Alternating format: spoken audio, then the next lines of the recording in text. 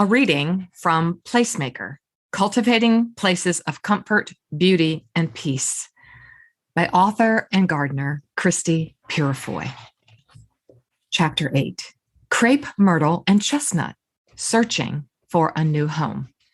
Did we choose Maplehurst, or was it chosen for us? This question appears to be a simple one, but it is as complicated as asking, who is responsible for an orchard? The one who plants the trees or the one who creates them? That God chooses places for his people is a foundational element of the story the Bible tells. But a common mistake we make is to assume that the right thing will be an easy thing. Even the promised land was full of intimidating giants. God may choose places for us, but he invites us to participate in the making of them. And this participation requires the kind of faith and courage that can look a great deal like foolishness. Still, I can't help but wonder if Maplehurst was intended for our care. Could we have misled ourselves through some Pinterest or HGTV-fueled delusion? The answer must lie in Florida, the place where our farmhouse dream began.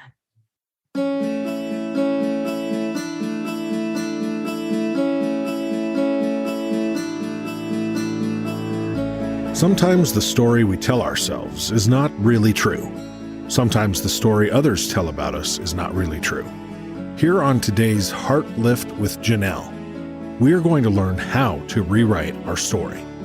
So pick up your favorite pen and journal, grab a cup of something delicious, and start your heart-lifting journey towards living a meaningful life.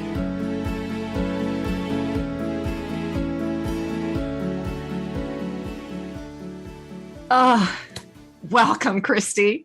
Welcome so much. And I actually forgot to ask you, it is Purifoy, am I right? That's right. Yeah, you said it very well, actually. People usually say it more how it's spelled, but you said it just how we say it in my family. It's so good to be here with you. Thank you. I'm so happy. I just shared with you before we came on that just even sitting with your gorgeous books, I have Placemaker in front of me for those of you who can see us visually, and then your new book, drum roll, Garden Maker. Oh, yeah, this has been a real fun one to share. Yeah, I feel it's just so beautiful, isn't it? And I say that as someone who will acknowledge, like, to create a really beautiful book as an object takes a whole team of people. Oh, yes. And I'm just so grateful for the team that designed this book and just poured love into it so it would be a really beautiful object. I just feel so grateful and humbled and also astonished. I never imagined I would write books, let alone take photographs for books. Like, life is so surprising sometimes. Are these your photographs? Did I miss that in the memo? They are. Yes, Christy. They are. Yeah. A whole new creative path for me that was terrifying. I will admit, I had no confidence in myself, but just that sense of that. Yeah, I'm supposed to do this. And it's just brought me so much joy to learn a new thing. I won't call myself an expert by any stretch of the imagination, but just to have a new creative outlet was so life-giving and such a gift. Yeah. Oh, they're stunning. They're just the angles. I have 2 photographer daughters, and wow. Yeah. You've done well. And I have your hat, by the way. I just held up that picture. I call it my mushroom. It's my little beach umbrella that I wear everywhere when I want to meditate. I was going to say that Garden Maker, to me, in my life, it has been a meditative practice, a grounding practice, pun intended, as I look at the pictures of your hands in the dirt. Yeah. That is such a meditative, grounding experience. And it has been that through this whole global pandemic for sure. So I just want to encourage all you who are listening that if you are looking for a way to lower your blood pressure, a way to find that equanimity, that homeostasis, to calm things down, which is something that I'm constantly doing in my practice, helping people find those kind of meditative tools. Garden Maker is one. Like just to sit, pour yourself a beautiful cup of hot something, or iced tea if it's summer in your world. Exactly. Catch your breath. Yeah. So you just said you never thought you'd end up here. Well, how did that happen, Miss Christie? How did that happen? Yeah, it's been a winding road. I am not at all where I set out to be. I was pursuing an academic career. I was all set on being an English professor. The PhD. It's a big deal. I got really far down that road before I realized just how much I wasn't. How rigorous that world is. Yeah. And just how hard it was for me to find life in that world. And so I stepped away for a little while, but of course just told myself, hey, I'm just taking a little break to work on some other things. And then the break ended up being really a complete life detour into things I never imagined I could do. I think because I had always been a reader and I had put writers up on a pedestal and just assumed that was something other people could do, but never once imagined it was something I could do. Never imagined that. So it was a process of that just needing to be broken down in me so I could actually kind of find the freedom to pursue that. So I mean, gosh, so many days. I can't tell you how many days, even when things are hard, like, right? Work is never easy. Life is never easy, right? Writing is hard. Yeah. Publishing is even harder. Exactly. And then post-publishing is even harder.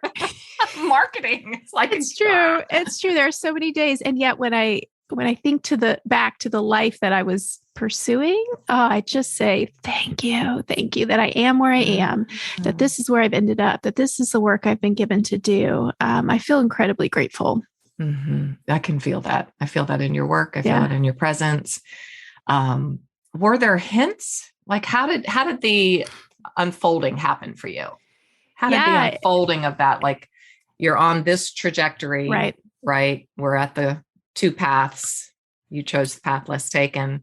Yeah. Were there hints? Were there signals that you could call back to us? Of course, looking back, I can see the things that were in me, but I was just unable to recognize them. I didn't, I thought creativity looked a certain way. I thought it was about creating almost out of nothing. I imagined writers as like storytellers who can just invent and imagine. And I never saw that in myself, but I didn't recognize other aspects of that kind of creativity. I didn't understand that I was quite a good observer, noticer, someone who could connect the dots. I just didn't see those things in myself. And so actually, and I don't know if this will be encouraging or discouraging for our listeners, but I tell people, like, God literally had to write it on the wall. Like it was the most sort of obvious voice from heaven, if we could use that phrase, I've ever heard.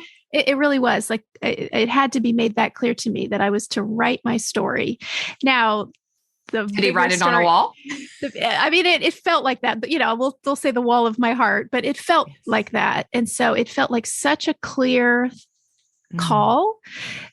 But of course, as most of us know, what would happen next, what it would actually involve, what it would look like, I was completely clueless. But I did in that moment when I was taking a break from teaching at a university, I started writing down my faith story and some of my experiences in my 20s. And I started to realize, like, oh, this is how people write books. I could write a memoir. And I started reading memoir and thinking about that and realizing this is something I could do. Do I want to do it? And it suddenly seemed so exciting. And so I ended up writing a draft of this memoir. Long story short, Roots? That is not Roots in Sky. Oh, okay. It's a book that will only ever live in draft form on my computer somewhere. It turns out that it wasn't anything that needed to be written for a reading public. It was what I needed to write. It was your journey in order to understand that I could write. Yes. And it's what I needed to do that sort of open this door for me. And so I have no regrets, even though at the time, if you had told me, Christie, this thing you're writing in and of itself will go nowhere, I would have been so devastated. I wouldn't have been able to handle that. But now I don't feel that way at all. I just think, oh, right, of course, that was the work I needed to do in order to start stepping down that path. Yeah. And it's fine. It is what it is. Would you say, like, hindsight's always 20/20? So it was your a passage, it was a Yes. rite of passage. It was Absolutely. literally a WRITE of passage Mhm. where Mhm. you were reflecting and self-examination and Yeah. introspection and looking at your Exactly. journey. Yeah. That's a Exactly. powerful process. And I encourage Yeah.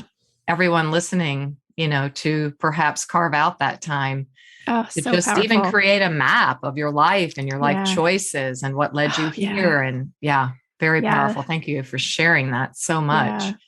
So obviously did you present that to editors? I did try a little bit, and it didn't go anywhere. But what it did do is it got me out there connecting with other writers. I started attending some conferences. Nice. I started blogging. I started sort of meeting other writers online. And so it really was the beginning of this life I'm living now. Even if the things I thought I was directly aiming for then were not really going to be in the cards, it was the beginning. Yeah. Were you always a gardener? Have you always been passionate? Here again, no, What? not at all. Not at all. It's so wild. This is fascinating. I know. It's funny. I feel like, I don't know. I often just marvel at how you can live so much of your life, the first 20, 30 years of my life, knowing myself so little. I don't. Oh, that's so powerful. Christie, that's what yes, please. Yeah. More. Yeah. So I had a longing for beauty. I loved beauty. And that took different forms. Sometimes even while I was pursuing academic studies, I was carving out time to just do little hobbies, whether it was cooking or I tried my hand at, like crochet or embroidery, and nothing that ever really I was very good at, but it was sort of, it was hitting that need to be creative in some way. And I had grown up around gardens. My father is a gardener. And so there was that kind of in the background. Yeah. But I was living in the city. I lived in Chicago on the South Side for 10 years. I was invited during that time to join some friends who were growing things in a little community garden in the neighborhood. And so I was doing a little bit of that in the summer, but not, it wasn't an ardent passion from childhood. No, not you didn't at all. sit by your father and dig in the soil and not at all. Mostly because I grew up in Texas. It was just too hot and buggy. Yeah. So it was really only, and I won't even say, so I live in this old farmhouse now where I do my gardening, but it wasn't even coming here. It was actually what happened before I got here, which was in that same period of crisis where I was thinking about stepping away from the career path, doing something very different. I started reading books. And somehow I was reading, we joined this little farm CSA, and I started thinking about, growing vegetables. And I don't know, I just started learning about it and started this kind of desire to maybe do something like this. But I was living in Florida where, again, very hot, very buggy. Yes. I wanted to, I needed the right place. I needed the right place to do this work. Yeah. And now I'm in the right place. There's that word. Yeah. It's the $1 million word. It's the word that's been making me verge on weeping all morning while I've been sitting with your work. And I went and looked up place because I love words. Yes. And see if I'm spot on with this. Place, and just, dictionary definition off of Google. A particular position or point in space. Then this was offered. A portion of space.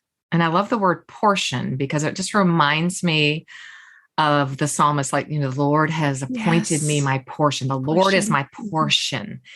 A portion of space available or designated for or being used by someone. Oh, yeah. I wanted to ask you the $1 million question from your book, Placemakers. What, where, how, when, why did that word evolve into your life? What does it mean to be a placemaker? What on earth? Like, that's a very unique word. And you've already shared a bit about your introspection, which I think is so highly valuable that you gave yourself permission to step away from something Mm-hmm. that you thought was your call, was your path, and you stepped away from it because it didn't fit. It wasn't fitting right. Okay. So where, when, how, and why? Yeah, I think so. I'm living in Florida. I'm feeling that ill fit with the job, with the career. And as well, I'm feeling how I don't fit in this place. So we'd been in Chicago. So of course I'm missing the city. I'm missing Chicago. I'm missing the winters. I'm missing the seasons. But it wasn't just that I wanted to return. I knew that our time in that place was finished. Okay.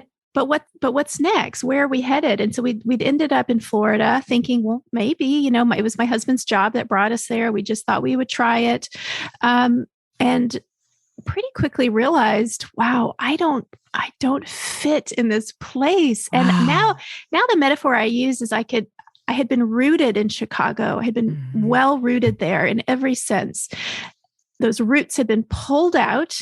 We'd gone to this new place, and we were working very hard to put those roots down in that Florida soil. We were trying to find a church. We were trying to build relationships. We were trying to figure out I had young kids. What does family life look like in this place? We were taking care of our first house. We'd bought a house in Florida. We'd never had a house with a yard. And on the surface, a lot of things just looked really beautiful, really good. We were 20 minutes from the beach. It's a very beautiful place where we were in northern Florida. And yet it's like our roots were just on top of this hard ground. And no matter they weren't what propagating. we tried, we couldn't break through that soil. We just couldn't do it. And, in small ways, big ways, in obvious ways, every effort we made to root ourselves in that place was rebuffed and wasn't working. And I finally felt an invitation in that to dream of something else, to say, okay, it's not just me being not being able to find contentment, that's not what this is about. This is an invitation to dream, to imagine, to be sort of wide open in possibility. Oh my gosh. This is why it makes me want to weep, Christie. I'm so sorry. Yeah. I was very open. I was very miserable and very open at that point, right? I was so sad about where we were and desperate for something new, which means I was just wide open to imagining what that could be. And then I was reading a magazine one day, and I flipped the page and I see this photo in an ad. It was like a real estate ad. That's all it was, for this farmhouse for sale in upstate New York, which is not where I live now, but that's what it was. It was just this picture. And I saw that photo, and everything in me just went out and said, oh my, I want that. Wow. I have got chills because it was how did you give yourself permission? I think that's what's getting me. It's one of these layers under layers under layers that would take, I just want to, but here for the sake of this podcast. Yeah. I don't think in that moment, I couldn't have said yes. I couldn't even recognize the longing if I hadn't already done a lot of work letting go of so many things. I had let go of career aspirations. I had let go even of my current teaching job and told them, hey, I'm not coming back this semester. I just had let go. Oh. I had even started writing about my faith online, which was, I knew a kind of once, I don't want to, burning bridges is maybe too strong a phrase, but it felt a little bit like that. Once I set down this path, I'm making other things impossible. I'm committed now, And so I had already done so much of that I think I had the things that had been maybe holding me or claiming me before had been let go, dropped. And I didn't know what was next. And it was a scary place, but I saw this image and it was I think it just became for me a picture of a life unlike any I'd lived that had space and a sense of place and had seasons and had beauty. And you miss the seasons. Yeah. And so then we just got quite literal and thought, hey, let's look for a job in the Northeast. Let's look for an old farmhouse. We just took it in a very literal direction. So you were both united in this. Yeah. We were. And instead of a lot of times when you're in a new place and like you were saying, it just didn't fit.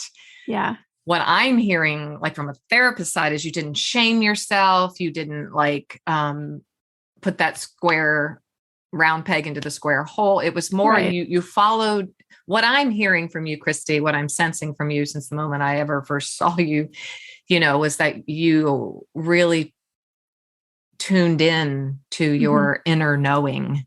Yeah. That Christ knowing of follow me. Yeah. It's so scary to do that. And I think this global pandemic has been knocking on my heart for sure to do that. Like, okay.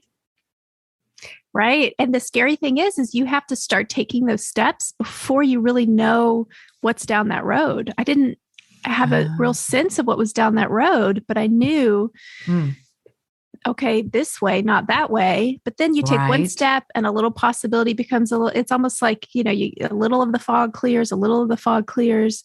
And even then, if you don't know exactly where you're headed, the dream does start to take shape. And it didn't take too long before there were more definite things I felt like I was aiming for, like writing, like a life with gardens and, room for the kids to run and seasons and natural beauty and those sorts of things. So, there's those moments of like, I don't know what's down this road, but I have to start walking and then realizing, oh, okay, I think I'm okay. I am safe. I am going to be okay. I think we are still headed in a good direction, right? Yes. I would think that, as a follower of Christ, you trusted his leading. Yeah. Yeah. Yeah. I did. I absolutely trusted, even though, it was foggy big. Yeah. Or there was no path. You just had to start walking and create the path. Just had to start walking. Yeah. And as you keep walking on it, it trods a path.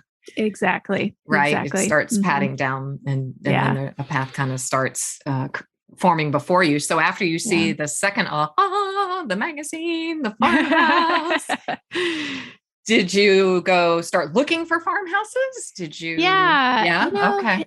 Not really. Okay. So we're in this place, we're in this job for my husband. And we had known that his job there was, that they would want to move him on at some point. And so really then became the waiting game. Like we had a sense that this wasn't just something we were manufacturing, but this was actually starting to invite us into something that somehow would happen. But now it's a matter of waiting. There really was very little we could do. We knew it wasn't, we weren't being asked to start job hunting or start making this happen. We knew that we were just being shown something that we were being invited into, and now we just had to wait. And like the a waiting, seed being planted, right? The patience of a gardener. We just had to wait. And so it felt in every way like winter in my garden. Like right now, as I look out the window, there's nothing I can do, but the seeds are planted, the bulbs are in the ground, like spring will come, it will start to happen, but I can't do one thing to speed it up. Not one thing. You seriously can't. I just have to sit here and wait and trust and hope and keep praying and wait. And that's what it was like. Just the waiting. Yeah. So I wanted to read this Socratic question, this depth of a question that you ask in your book, Placemaker, on page 135, chapter 8. Did we choose Maplehurst? And you can share with us what that is. Did we choose Maplehurst, or was it chosen for us? This question appears to be a simple one, but it is as complicated as asking, who is responsible for an orchard? The one who plants the trees or the one who creates them? That God chooses places for his people is a foundational element of the story the Bible tells. But a common mistake we make is to assume that the right thing will be an easy thing. That's what really got me today. And I think it's because it's kind of where I'm living personally. And I wonder, where were you when you wrote that? Why did you write that? And what is your conclusion? Yeah, I'll answer that by saying I'm a writer who has learned, I try not to read my reviews online. Oh, yes. So I mostly try not to do that. But sometimes so things just come across your eyeballs. And in searching for something else recently, I saw a review of Placemaker, and I'm glad I read it because it showed something to me. So this person had given a positive review, but they had really loved my first book, Roots and Sky. And they found Placemaker a little harder to read because in Placemaker, some of the dreamier aspects of first coming home to Maplehurst, which is the name of this farmhouse we did eventually find in Pennsylvania, some of that newness and the dreaminess excuse me, of coming home in Placemaker. Now I'm a little further in the journey, and now I'm unpacking these questions that are coming with some of the harder aspects of living here. And they were just writing about the books and saying, they're both good, but I really preferred the first one because, it made me sad to sort of sometimes read Placemaker. And I thought, wow, that is so interesting because of course they're just thinking of these as books, which they are, but I was writing about my life. And the truth is, yes, there was that period of coming home, which felt like a homecoming when we found this farmhouse and welcomed our fourth child and began to put down roots. It was a sweet homecoming. It also was a year of suffering, that first year in the house. And I write about that as well. But in all of that, the house itself was just an embrace, just a welcome, just in every sense, a gift of promise that I will say now has been fulfilled. It has, and it is being fulfilled. Wow. But the story I tell in Placemaker is that in between where we are now partnering with God to realize dreams, to make things real in the world. And that is not easy. Yeah. And so what happened? Not. We moved into this house with all stars in our eyes, right? Imagine that. The day we're unpacking our boxes, one of our movers, bless him, he was saying the South, bless his heart. Right, exactly. He was looking around. He was like, "Oh, this is so great! Well done, you guys. I love that you bought a fixer-upper." and John and I both just looked at him like, "Huh? What?" We looked at him. A fixer-upper? What do you mean? Because we just didn't see that at all. We just saw dreams come true. We're home at last. This place is amazing. And it took a couple years for our eyes to sort of be open to the reality that he had seen right away, which was that this house needed a lot of restoration, a lot of work. And I thank God every day that we were somewhat blind to that we didn't fully know what we were stepping into. Yes. Because the truth is we were stepping into something good. And if we had seen what that man had seen, if we'd seen all of the old house, all of the, right. Yeah. It has good bones though, right? As they say in the construction world. Yeah. It had good bones. Yes. But you were seeing the vision. Yeah. We would never have been brave enough or foolhardy enough to step into it. Yeah. Right. Yeah. So it took a couple years for us to for me, especially to become aware of what we'd really stepped into. And so then that's the question in the book. Then I had to ask, did we make a mistake? I thought it was going to be. Thank you so much. Yeah. I thought it was going to be, the promised land every step of the way. Right. And then you think, well, the promised land, there were struggles there too. Like big struggles. And so it was a time of questioning, like, is this really a good gift from God? Right? Like, is this really a blessing? Is caring for this place really going to be fruitful? Because there were times where it felt impossible and it felt like our efforts were not taking root and the things we were trying were not being fruitful.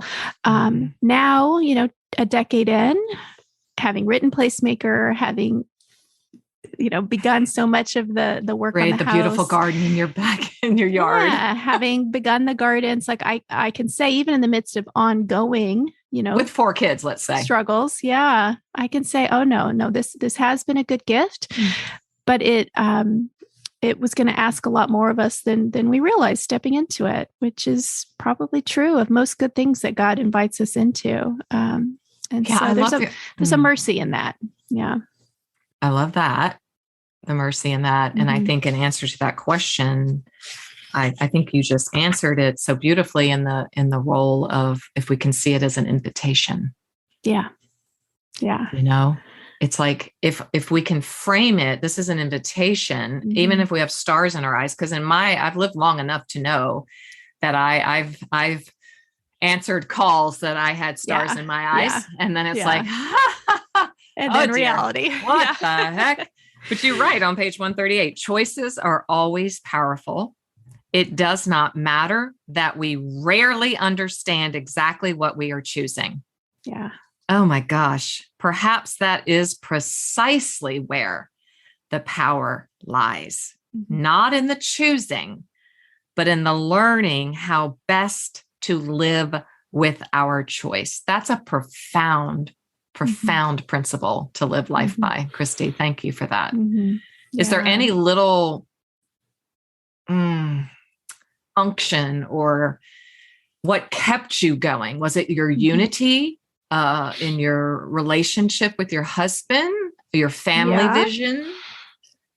I think, yes, that was certainly a part of it. And I'm grateful that my husband and I have really just walked shoulder to shoulder through all of these things, because that isn't all. I mean, I received that as a gift. Like it's just pure gift. So that's part of the story. I think also because we hadn't easily stepped into this place, because it had been preceded by years of longing and prayer and desire, and I'll relate it actually to, I had experience, even though thank you, God, a mom to 4 children today, I had experiences through my 20s and early 30s with infertility, which meant that it was never easy for me to bring these children into the world. It was always a difficult process of longing and prayer and waiting and doctor's appointments. So in a sense, Maplehurst was very similar. It wasn't something we just chose and stepped into. The grace in that for me has been that when things get hard with raising the children or taking care of the house, it's both. I remember so vividly that I asked for this and I desired it, and that the desire was God-given. And then the answer to the prayer and the fulfillment was also God-given, and that it's good. Like I know that. That's your core. That's at the core, right? So then I can just kind of keep walking, even when it feels like, I don't know, nothing about parenting this teen right now, or nothing about dealing with this huge bill for repairing windows feels good. No. But I can just keep going because of those experiences that are the deeper, truer thing, and get back to a place of saying, oh, yes, now I see the goodness again. Now I see it. But there are times where we don't see it. We don't feel it anyhow. Oh, no, I would say for sure. And that's why I was kind of wanting to pick your brain a little bit, pick your spirit more, because there are so many out, myself included, that are listening that feel that way. Yeah. Like, but one of the most essential truths that you bring to the table for me, and I'm sure for so many people, is this sense of placemaking, this sense of whatever space or place. And I remembered Psalm 18:19. He brought me out into a spacious place. Yeah. He rescued me because he delighted in me. And this is one of my life scriptures, but I went back and looked again because I couldn't remember what that spacious place meant in the Hebrew. And in some versions it says large place, but it means enlargement. Yeah. It's expansion. And so anytime we're moving into new growth, it is going to require seasons of being stuck in dark soil. And you write about this is why I love Garden Maker so much. And I can't wait to put into practice, in my own life and yard. But tell me, how did Garden Maker come? Like, how was this transition from Placemaker, Roots and Sky to this? Yeah, I think Maplehurst has been truly a spacious place for me, because it has been a place just spacious enough and gracious enough where I have been able to grow into opportunities and practices that literally needed room to grow. So whereas before I was a bit frustrated in my creativity, here at Maplehurst, it's been a place where I've been able to grow in all these creative endeavors. First of all, in the writing, because now I had a place to write about. And I realized, as an observer type writer, writing more in a like nature writing and writing about the seasons and writing about, the rhythms of a particular place has been the right subject for me. So I found, in one sense, the proper use of my gifts as a writer. As well, I found creative outlets that I hadn't been anticipating. Gardening, but not just the vegetables I'd imagined growing, but growing flowers, which can seem like a completely useless thing to do. Like you cannot eat them. Well, most of them, and even if you can, they're just like salad. I mean, they're not like it's not a great popsicle or right. Not exactly. Right. So it just, it's like the definition of frivolous or self-indulgent. And yet I've discovered that it is anything but, right? Yes. And then to grow into, becoming a photographer who is learning how to share more of that beauty with other people through photography. This was the place where I could grow into these gifts in a way that just hadn't been possible in the other places and seasons of my life. So those are those tensions, like we always talk about in this community, holding two hands open, both and, right? Either or, but both and. So it's a spacious place, but that spacious place means expansion. So you can expand and enlargement. And I've always learned that enlargement is always accompanied by tears.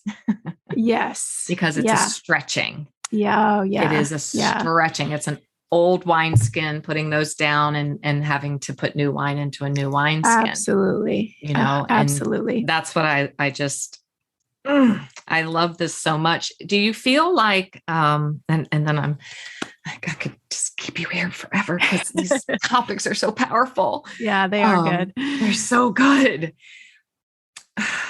What has been the gift, if you would have to say, about this expansion at Maplehurst for you? It's a twofold question. What has the personal gift been for you? And obviously you're sharing it and we're grateful. And please go have meditative moments on Christie's site because it's just a drink of fresh water.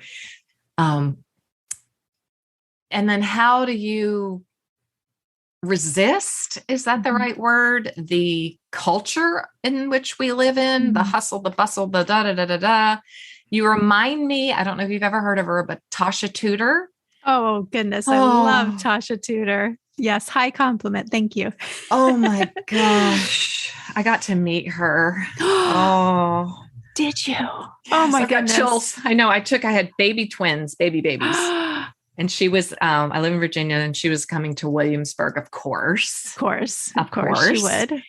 And had a whole display at the museum there. And so I had someone watch one twin and my other child at home. And I took my baby boy twin and I was just like in her presence, just like, minus the pioneer clothing. You just, I get that same feeling that you are guiding us. Like I could just remember her guiding me to try to live a different life. And I mean, that was, goodness gracious, they're 31.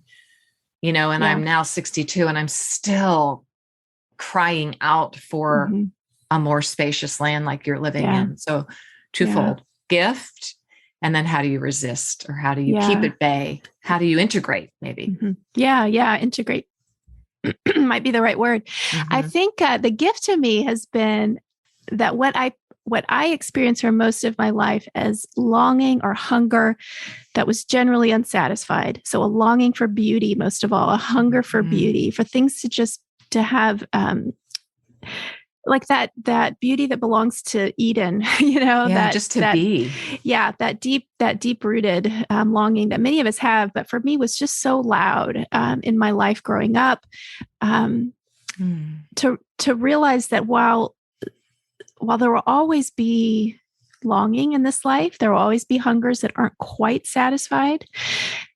More of them have been satisfied in my life than I ever thought possible. And not only that, God has invited me into being a part of satisfying them. So that beauty that I thought of as just something outside of myself that I have to go in search of, that may be given to me or not, has become something I can actually help create, and then share with people. And that is so for someone who hungers for beauty, to be invited into a life where you get to make it.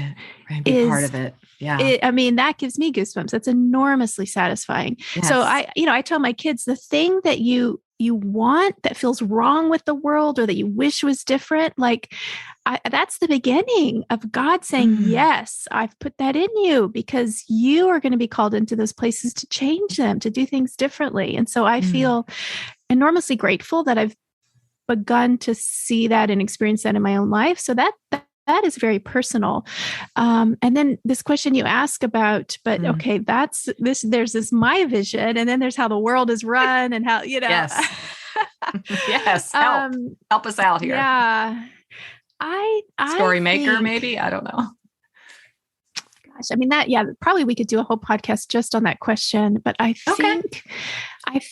think maybe there are certain practices. So I try to feed myself the right food. And I don't just mean what I eat. I mean like what I read, what I watch, what I spend time with. So, so there is a pull to just open up my phone and scroll the headlines, which I sometimes do, but I just really try to keep feeding by reading poetry, seeking out beauty, visiting gardens, taking time to go to the museum. I think I have done this to see art and beauty in the world as like extra. It's the cherry on top. It's the thing if we have time for, instead of living as if it is absolutely critical. Essential. Absolutely essential. It's essential. It's essential. Absolutely. I have to have that in order to live a life that is, in my work, eudaimonious. A meaningful, purposeful life. You define that for us. I write about that in my book. Yeah. That our goal is to have eudaimonia, which is you're epitomizing that. That making deliberate, difficult choices. That even when you don't know the outcome, it's like the outcome wasn't even important to you. It was just movement towards something. Exactly. Yeah. Wow. Yeah. Christie. Yeah. So to see it as essential and to protect that as much as possible. And I do it imperfectly. Absolutely. Of course. I know. But to get up again and try again, do again. Yes. Yeah. Where's your happiest place? Yeah. Right now in your life? Wow. Good question. I mean, it's here at Maplehurst. Absolutely. But I have realized more and more that it is good for me to leave and then to come back. And by leave, I mean, just sometimes go out for the day. Yes. Go to the store. Because I'm such a homebody, right? I could just stay here all the time. Yes. But to leave, I would just sit in your garden all the time. Yeah. Sorry. and I could do that, but to leave, maybe to see a friend or to do something necessary, and then to come back and then to let this place refresh me again. That's actually a good thing. And it does help pull me out of my hermit tendencies, because otherwise I'm definitely more of that now from COVID. It's like, I'm ready to come out of the wilderness yet. I think I'm good. Yeah, exactly. This is now getting bad, maybe. I don't know. Yeah. But I think what you're speaking to, is creating a haven, creating a space. And so your happiest place, but what is your favorite flower or your favorite thing to garden? Well, there too is a little bit of the both. It's both and, right? Because I would say roses. Ooh. But they're not easy. No. They don't want to be healthy here in my Pennsylvania garden, and there's so many pests that are out to get them. And so there is that tug of like, attention. It's attention for sure. It's hard. Are you worth it? To garden them? Yeah, exactly. And yet they are the ones that most of all like call me, and they're just so romantic and so beautiful. Oh, beautiful. But when what's your favorite naughty, color, Rose? Do you have a favorite when they're naughty? Yeah. It's like I wonder when to girl hear with- that, when they're yeah, naughty. The girl with the curl. I'm Favorite a color? pink. I love pinks, the romance of Pinks. pinks, and yeah, maybe a bit of coral. Nothing Coral's too, my but favorite. yeah, a little Yes, and yellow. apricot, and yeah, I love all Mhm. those pale, pretty shades for sure. I was Like- shocked when I went to Kenya. I had no idea that Kenya was a high producer of roses. Really? And so they brought them out and they were just Wow. Mm. like, oh, I get chills. Stunning, just stunning. Yeah. Like you're so Yeah. right. It's Yeah. like they just invite you to just, like, Yeah, they do. One of the most beautiful things on earth is a rose. Yeah, yes. What is a Mm. rose? A rose is a rose. that's right. Thank you. I would love to have you back. You have an open invitation anytime. Thanks. Before you Thanks, yeah. go, tell us what you're working on currently, or are you just So, feasting yeah, in Garden Maker? Are you feasting in this beautiful book? Oh my I goodness. am, but the exciting thing is there's going to be more gardening books. So I'm working on the follow up right now, which will hopefully help readers sort of erase that dividing line between house and garden, and sort of bring the garden into the home and Beautiful. just show what it could look like to live a life that's rooted in the garden. Not just you have a garden you go visit or a garden you go work in, but your whole life is sort of rooted in the garden, even in your home. So Oh my goodness. yeah, What a another brilliant fun one. concept. Thanks. I'm enjoying it, but it's Nice. the manuscript's due pretty soon, so I got to get to Okay. work. Prayers going up. Very Thanks. much. I will be on your launch team. I promise. I'm so Oh, excited. thank It's been an you. honor to meet you, Christie. I can't wait for all the community to know everything about you and to maybe get their hands dirty Yes. and dig in some soil and ground and root themselves, because nature is one of our greatest healers. Absolutely. And you are a healing agent. Oh, So thank you you. so much for bringing your fragrance to the world and to our community. It's an honor. thank you. It's been an encouragement to me today too. Thanks so much. You're so welcome. Thanks for listening today. It was great having you here. For even more great content and resources, please join the Stronger Everyday online community at JanelleRaridan.com. Always remember, you, my friend, have value, worth, and dignity.